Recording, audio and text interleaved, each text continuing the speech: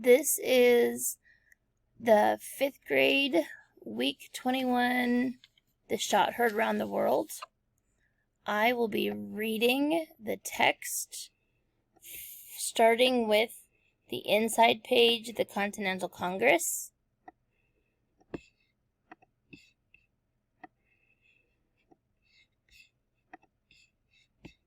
And I will be telling you where to highlight. The Continental Congress gathered once again in the summer of 1775. It was only weeks after the battles in Lexington and Concord.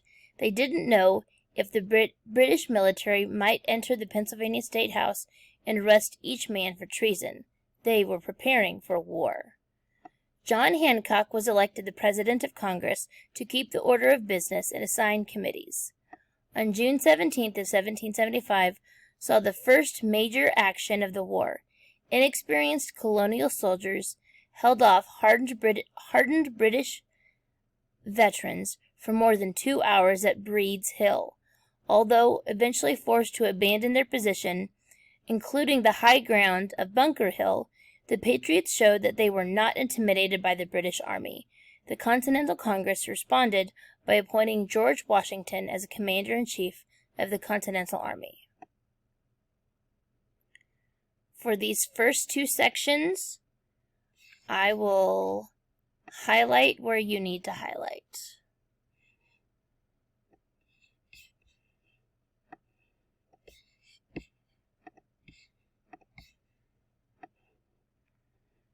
So there's that there. If you need to pause so you can get that highlighted, that is fine.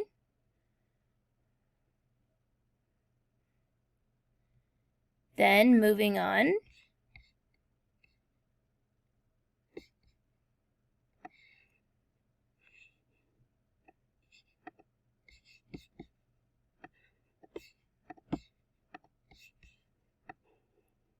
You need to highlight that section as well.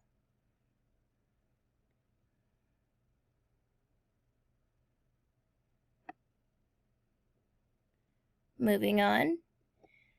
Next, they drafted the Olive Branch Petition as a last appeal to King George III to avoid going to war with Britain.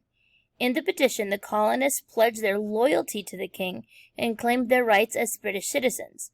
Congress approved the petition of July 5th, 1775, and sent it to the king.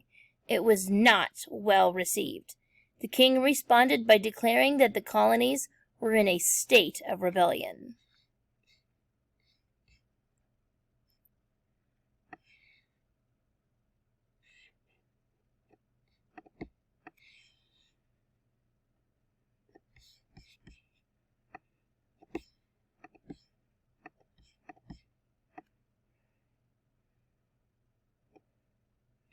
I'm going to start reading right here. The British authority crumbled in the colonies. The Continental Congress took over as the national government.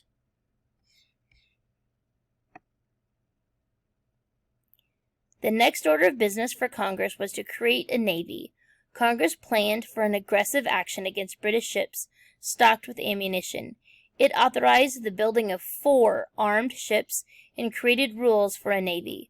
On December 22nd, Congress named Esk Hopkins Commodore of the New American Navy. Soon after, Congress authorized privateering and issued rules for dealing with enemy vessels and plunder. In response to Congress, the British Parliament banned the trade with the colonies and authorized the seizure of colonial vessels on December 22nd. These actions weakened the influence of those members in Congress who wanted to work things out with Parliament and the king. The Congress moved to support independence.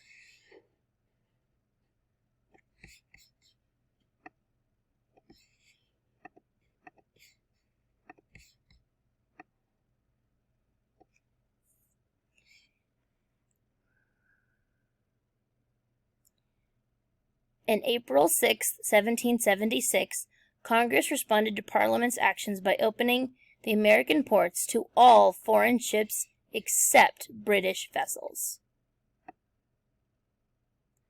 At the same time, reports came in from an American agent in London.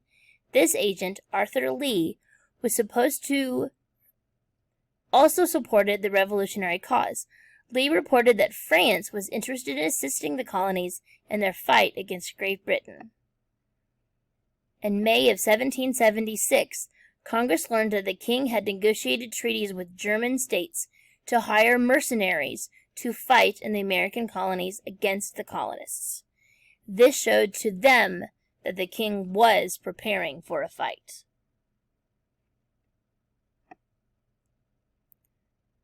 The pressure was growing for Congress. The British government refused to listen or work with them. On June 8, 1776, Virginian Richard Henry Lee offered a resolution from Virginia House of Burgesses, stating that the colonies, quote, are and of right ought to be free and independent states. John Hancock appointed a committee of 5 men to draft the document of independence.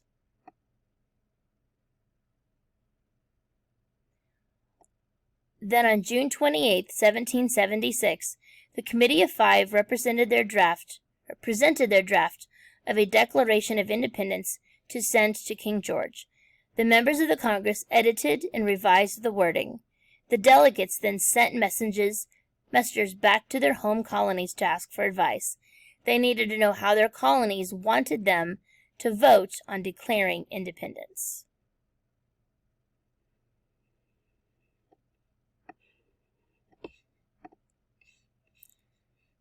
The next article is Common Sense and Thomas Paine. It is all the way to the right on the inside of your article, of your newspaper. Thomas Paine was born in England and lived there until 1774. In England, he met Benjamin Franklin, who had persuaded Paine to come to the colonies. Paine came to America and found the colonies in great unrest. Seeing the struggle between the colonies and the Parliament, Paine sympathized with the colonists. He immediately became a patriot. Paine was an excellent writer, so he decided to write about the situation in the colonies. We are going to highlight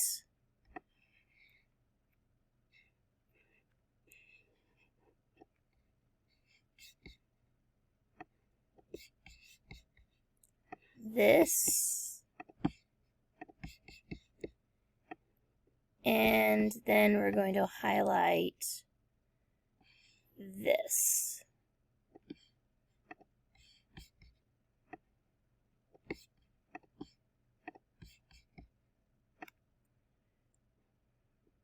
So all of that needs to be highlighted for the Thomas Paine article. In 1775, Paine wrote his most famous pamphlet, or booklet, called Common Sense. In the pamphlet, Paine encouraged American independence from Britain. This was an idea that hadn't been widely talked about among the colonists. For the most part, they still considered themselves to be British, just treated unfairly. Paine's words changed that view. He wrote differently than the Enlightenment thinkers that many of the colonial readers were reading. Paine wrote to the common people. Though he wasn't religious, Paine knew many of his readers were. He used words from the Bible and religious language to persuade people. Paine said the colonies were required to declare independence because the British government was corrupt.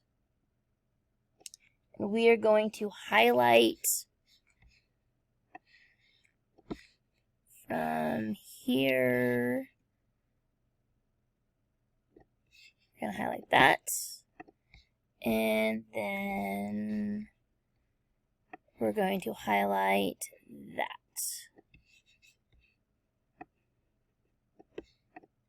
Oh.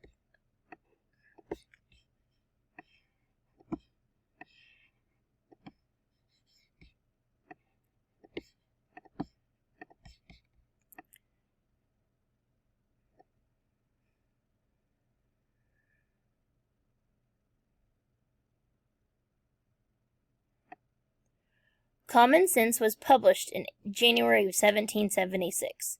It was before people were busy planting crops in the spring, a time many were staying inside to be warm, or indoors to be warm. It was a good time to read. Thousands of colonists read his pamphlet to themselves, aloud to one another over tea, and even at taverns and other meeting places. Many colonists loved what Paine said, and they asked for more and more printed copies. The pamphlet became America's first bestseller. Of course, there were loyalists who strongly disagreed with him. They said Paine's writing was just misleading information to promote his political cause. However, Paine continued to write passionately against British policies, even though the king and his loyalists hated it. He felt strongly that things in the world needed to change. As he wrote in Common Sense, he believed, "The cause of America is a great measure the cause of all mankind."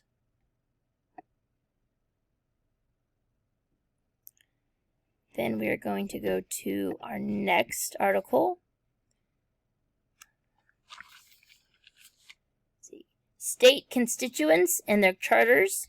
We are actually going to skip this one, so you do not have to highlight anything in that section. Then in the Committee of Five, we're going to skip this section as well, so you do not need to highlight anything there. Then we're going to get to General George Washington. That is in the bottom, in the middle, on the inside of your paper. George Washington arrived in Philadelphia as a plantation gentleman and a delegate from Virginia. Washington was known for his good judgment, honest character, and expertise as a businessman. He also served in the Virginia House of Burgesses. He was unanimously voted to lead the Revolutionary Army. We are going to pause, and here we go. We're going to highlight these things right here.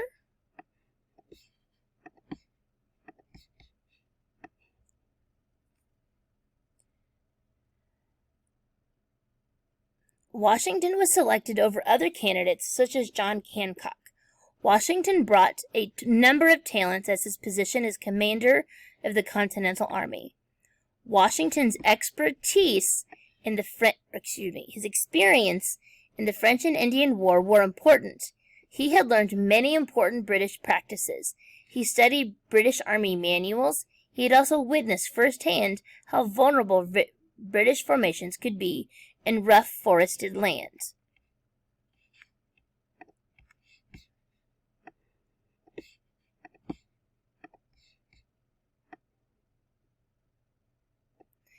He knew the British military officers personally. This knowledge could be used to the Patriot advantage. He also believed in the authority of the people to be a representational government. Washington left for Massachusetts within days of receiving his commission. He assumed command of the Continental Army in Cambridge, Massachusetts on July 3rd, 1775.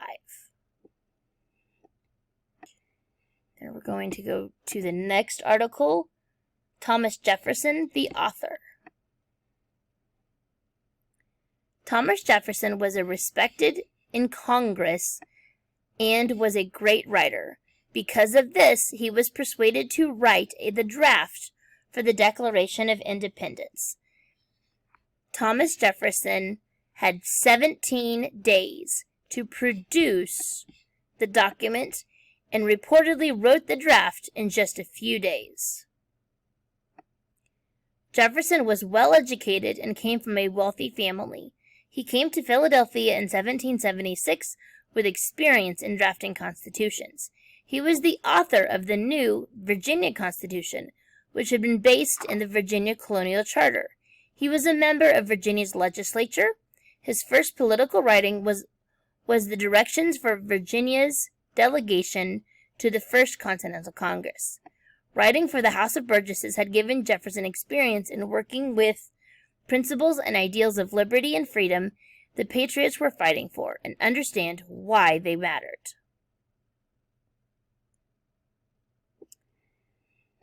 There are 2 more sections on the back. However, we're not going to worry about those. So just make sure you've got that part highlighted that I've read so far, and then you'll be done with the text.